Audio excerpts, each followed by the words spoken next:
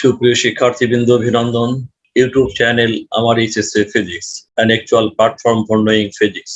উচ্চ মাধ্যমিক পদার্থবিজ্ঞান দ্বিতীয় পত্রের দ্বিতীয় অধ্যায় স্থির তড়িতের উপর একটি ভিডিও নিয়ে আসি। এই অধ্যায়ের শুরুতে এই বিষয়বস্তুর প্রতি বেশি আগ্রহ প্রকাশ করবে তাদের জন্য এই টপিকটা খুবই গুরুত্বপূর্ণ, এবং এই টপিকটি শেখার পর আশা করছি সবারই আগ্রহ সৃষ্টি হবে। পরমাণুর বাস্তব তুলনামূলক ধারণায় এখন আসি আমরা। এটি একটি পরমাণু, ভিতরের অংশটিকে কোর শেলগুলো ইলেকট্রন দ্বারা পূর্ণ থাকে। কোর অফ অ্যাটম এটিকে বলে। শেলস আর ফিল্ড বা সর্ববহিস্থ শেল কক্ষপথ, এর মধ্যে দুটি ইলেকট্রন ঘাটতি থাকা এটি এমটি স্পট।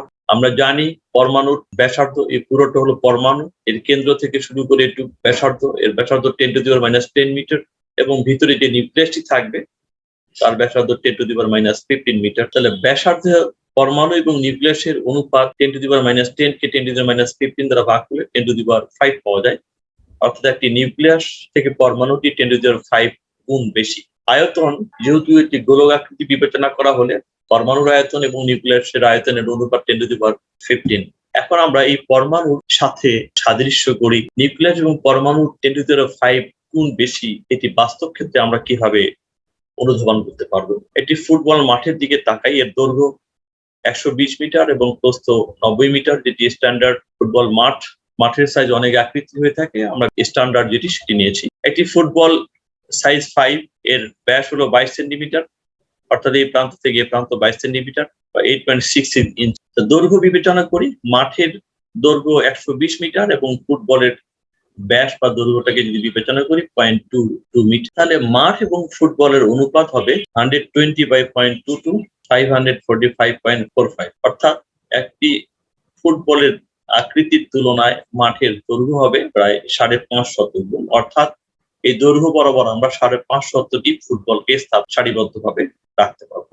আমরা এখন চিন্তা করি একটি স্টেডিয়ামের কথা, অর্থাৎ ফুটবল মাঠের দৈর্ঘ্য বরাবর 550টির মতো ফুটবলকে আমরা সারিবদ্ধভাবে সাজাতে পারবো। এবং এই ফুটবলের মাঠের সেন্টারে এই ফুটবলটি বিবেচনা যদি করা হয়, স্টেডিয়ামের সাপেক্ষে এই ফুটবলটি কতটুকু ছোট বা ক্ষুদ্র, বা ফুটবল সাপেক্ষে স্টেডিয়ামটি কত বড়, সেটি আমরা এখন হিসাব করে নিতে পারি। যেহেতু ফুটবল একটি গোলক আকৃতির বস্তু, স্টেডিয়ামের দৈর্ঘ্য ধরে নেই মাঠের 120 হলে প্রায় 250 মিটার, প্রস্থ 200 মিটার আর উচ্চতা 40 মিটার। মোটামুটি স্ট্যান্ডার্ড যে স্টেডিয়ামের হাইট সেটি হলো 40 মিটারের মতো। স্টেডিয়ামের আয়তন 2 × 10⁶ মিটার কিউব। ফুটবলের আয়তন তাহলে হবে কি 4/3 পাই আর কিউব। ব্যাস 22 সেন্টিমিটার, তাহলে ব্যাসার্ধ হবে 0.11। ফুটবলের আয়তন পাবো আমরা 0.00557 মিটার কিউব। ফুটবলের আয়তন পেলাম, স্টেডিয়ামের আয়তন পেলাম। তাহলে আমরা দেখি আয়তনের তুলনা করি স্টেডিয়াম এবং ফুটবল। 35.9 কোটি। অর্থাৎ একটি ফুটবলের তুলনায় স্টেডিয়ামটি প্রায় 36 কোটি গুণ বেশি। এবার বলতে পারি পুরো স্টেডিয়ামটিকে যদি আমরা ফুটবল দিয়ে পূর্ণ করি তাহলে প্রায় 36 কোটি ফুটবল লাগে। অর্থাৎ এই ক্ষুদ্র ফুটবলের আকৃতির তুলনায় স্টেডিয়ামটি হলো প্রায় 36 কোটি গুণ বড়। আমরা এখন তুলনা করতে চাচ্ছি নিউক্লিয়াস সাপেক্ষে পরমাণুটি কত বড়। এখন আমরা ধরে নেই ফুটবলকে যদি নিউক্লিয়াস বিবেচনা করি আর স্টেডিয়ামকে যদি পরমাণু বিবেচনা করি, তাহলে কয়টি স্টেডিয়াম দরকার হবে? আমরা আয়তনের হিসাব পেয়েছিলাম 10⁻15 এবং হলো এখানে 3.59 10⁸ ভাগ করে দিলে হবে 2785। অর্থাৎ ফুটবলটি যদি নিউক্লিয়াস হয়, একটি ফুটবল এটিকে যদি আমরা নিউক্লিয়াস বিবেচনা করি, তাহলে এর তুলনায় আমাদের 2785টি স্টেডিয়ামের আকৃতি যত বড়, তত বড় হবে একটি পরমাণুর সাইজ। চিন্তা করা যায়। আর যদি আমরা মাঠের দৈর্ঘ্য বিবেচনা করি, তাহলে আমাদের হবে 183টি মাঠের সমান। যেহেতু আমাদের এটি হলো গোলক আকৃতি ফুটবল এবং নিউক্লিয়াসটি, তাহলে আমরা গোলক বিবেচনা করতে পারি। ফুটবল যদি নিউক্লিয়াস হয়, পরমাণুটির আকৃতি হবে 2785টি স্টেডিয়াম যত বড়, তত বড় জায়গায় পুরা পরমাণুটির আকৃতি। এটি আমাদের পরমাণু সম্পর্কে বাস্তব তুলনামূলক আমরা ধারণা জেনে নিলাম। আধুনিক পারমাণবিক গঠন নিয়ে কিছু কথা বলি এখন। আমরা পরমাণুর এই গঠন সম্পর্কে অনেক তত্ত্ব মডেল দেওয়া হয়েছে। আধুনিক ধারণা অনুযায়ী পরমাণুর যে বৈশিষ্ট্যগুলো সেগুলি আমরা জানবো। এখানে কার্বন অ্যাটমের ক্ষেত্রে দেখছি 6টি প্রোটন থাকবে, 6টি নিউট্রন থাকবে, বাইরের শেলে 6টি ইলেকট্রন থাকবে, electron negative, proton positive, neutron charge বিহীন কণিক। ইলেকট্রন যে অঞ্চল জুড়ে অবস্থান করে সেটি তার সম্ভাব্য স্থান, কখনো স্থির অবস্থায় থাকে না। ঠিক কেন্দ্র যেটি, সেখানে নিউট্রন প্রোটন অর্থাৎ এটি হলো নিউক্লিয়াস খুব ক্ষুদ্র অংশ। বাইরের যে ঝাপসা যে জায়গাটি দেখতে পাচ্ছি এটাকে ইলেকট্রন ক্লাউড বা ইলেকট্রন মেঘ বলা হয়। 1 অ্যাংস্ট্রম 10⁻⁻10 মিটার বা 1 লক্ষ ফার্মি।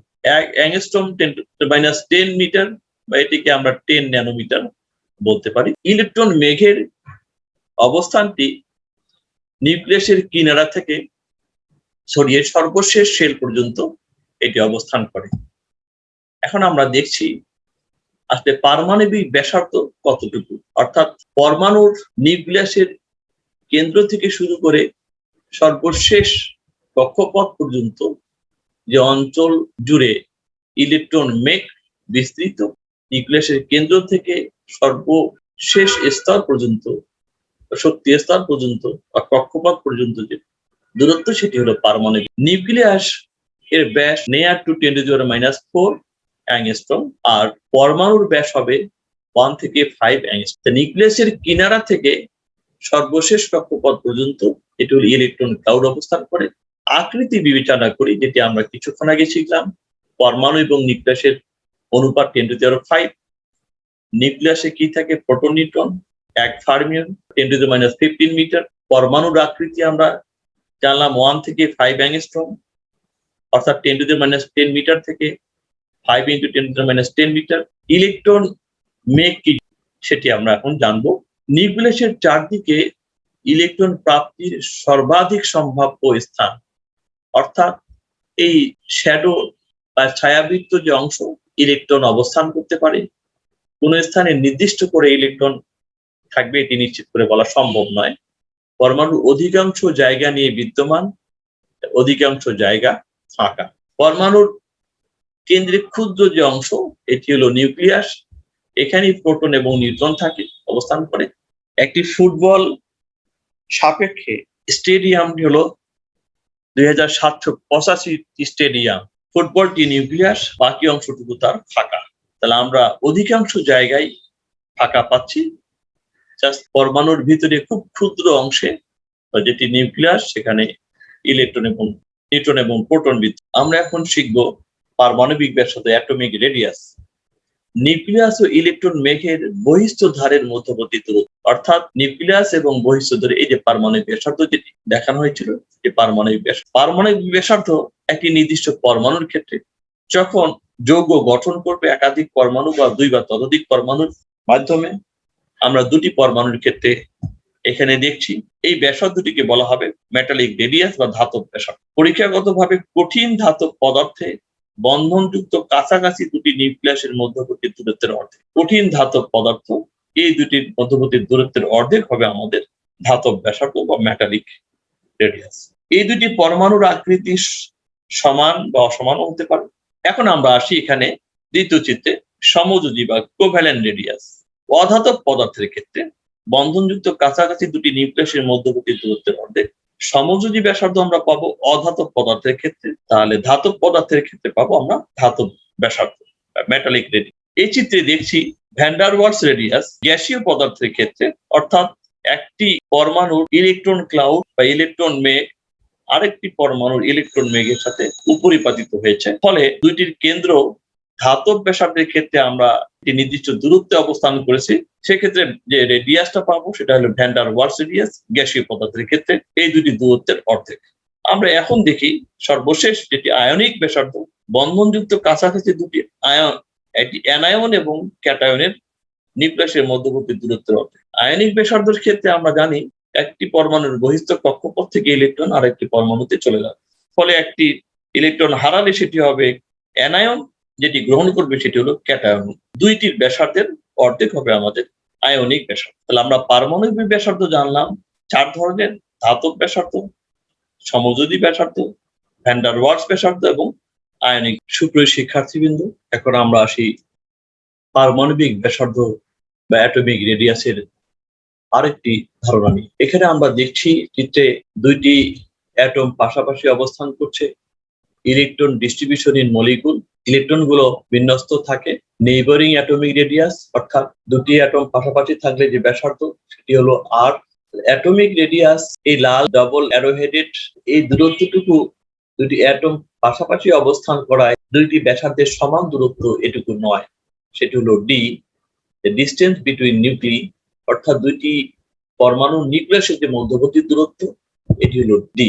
তার অর্ধেক হচ্ছে বন্ডিং অ্যাটমিক রেডিয়াস ডিভাইড। দেখছি দুটি নিউক্লিয়াস পাশাপাশি অবস্থান করলে অ্যাটমিক রেডিয়াস অপেক্ষা বন্ধন দূরত্ব তাদের ব্যাসার্ধ অপেক্ষা কম দূরত্বে নিউক্লিয়াস দুটি অবস্থান। আরেকটি অ্যাটমের ক্ষেত্রে দেখছি positively charged nucleus, electrons outside have no effect on effective nuclear charge for electron of interest. Electron of interest এখানে ইলেকট্রন অবস্থান করে এবং এর বাইরের যে অঞ্চল অর্থাৎ ইলেকট্রন অফ ইন্টারেস্টের আউটসাইডের যে অংশ সেখানে ইলেকট্রনের উপর কোনো ইফেক্ট থাকে। পাশাপাশি electrons between electron of interest and nucleus cancel some of the positive nuclear charge. Positive nuclear চার্জের কারণে ইলেকট্রন অফ ইন্টারেস্ট এবং এই যে কিনারা এবং পজিটিভলি চার্জ নিউক্লিয়াসের মাঝখানে যে অঞ্চল সেখানে ইলেকট্রন থাকার কোনো সুযোগ থাকে না, অর্থাৎ ইলেকট্রন অফ ইন্টারেস্ট এই অঞ্চলের মধ্যেই ইলেকট্রন থাকার সম্ভাবনাটা বেশি। তাহলে এই অ্যাটমে দুইটি অ্যাটম পাশাপাশি অবস্থান করলে আমাদের ইলেকট্রন ক্লাউড উপরিপাতন ঘটে, ফলে অ্যাটমিক রেডিয়াস দুইটি পরমাণুর উপরিপাতিত হওয়ার কারণে নিউক্লিয়াস দুটি ডিস্টেন্স তাদের ব্যাসার্ধ অপেক্ষা যোগফল অপেক্ষা কমে। এই দূরত্বটি হলো আমাদের মনে রাখার বিষয়। পারমাণবিক ব্যাসার্ধের ক্ষেত্রে আমরা একটা জিনিস দেখি, বন্ধনযুক্ত দুটি প্রতিবেশী পরমাণুর পরস্পরের মধ্যবর্তী দূরত্বের অর্ধেক, এই দূরত্ব d/2। বন্ধন দৈর্ঘ্য কি হলো, দুটি পরমাণুর পরস্পরের সংঘর্ষে এলে এদের মধ্যবর্তী দূরত্ব হলো বন্ধন দৈর্ঘ্য, অর্থাৎ এখানে আমাদের ডি হচ্ছে বন্ধন দৈর্ঘ্য, আর বন্ডিং অ্যাটমিক রেডিয়াস হচ্ছে d/2, সেটি হলো আর। সমযোজী বন্ধন গঠনের সময় দুটি পরমাণুর যোজন কক্ষপথ গুলো পরস্পরের উপর উপরিপাতিত হয়, এই উপরিপাতন পরমাণু দুটিকে নিকটবর্তী করে, ফলে বন্ধন দৈর্ঘ্য পরমাণুদ্বয়ের ব্যাসার্ধের যোগফল অপেক্ষা কম হয়। অর্থাৎ এই প্রথম পরমাণুর ব্যাসার্ধ এই লাল তীর চিহ্ন এবং এই লাল তীর চিহ্ন যোগ করে যে দূরত্ব হবে, অর্থাৎ সেই দূরত্ব ডি অপেক্ষা বড়, আর ডি হবে ওই দূরত্ব দুটির যোগফল অপেক্ষা কম। ফলে আমরা লিখতে পারি এই ডি দূরত্ব হবে প্রথম পরমাণুর যে ব্যাসার্ধ R1, দ্বিতীয় পরমাণুর যে ব্যাসার্ধ R2 দুটি যোগফলের থেকে কম।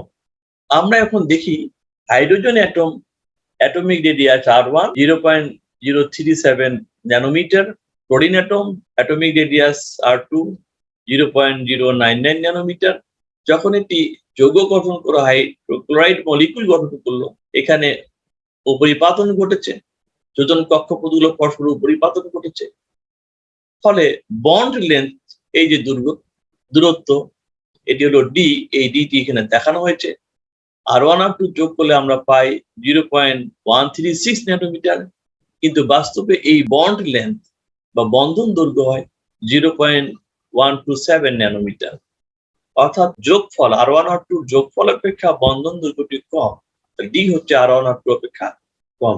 আমরা এখন হাইড্রোজেন এবং ক্লোরাইড দুইটি অ্যাটমের উপরিপাতনের ফলে হাইড্রোক্লোরিক যে মলিকুল গঠন করে, সেই ক্ষেত্রে যে যৌগ গঠন হয় সেই গঠনটি আমরা বন্ড লেন্থ এটি দেখাতে পারি HCl, ডেল্টা প্লাস এবং delta minus. Electron movement in bond সেটি কোথায় হয়, হাইড্রোজেন থেকে ক্লোরিন। সুপ্রিয় শিক্ষার্থীবৃন্দ, আমরা অ্যাটমের এই ধারণা নিয়ে আজকে শিখলাম। পরবর্তীতে আমরা পার্ট 1 এর এই সূচিপত্রে যা দেওয়া হয়েছে সেটি নিয়ে আসবো। আবারও দেখা হবে নতুন ভিডিও নিয়ে। সবাই সুস্থ এবং সুন্দর থাকি। ধন্যবাদ।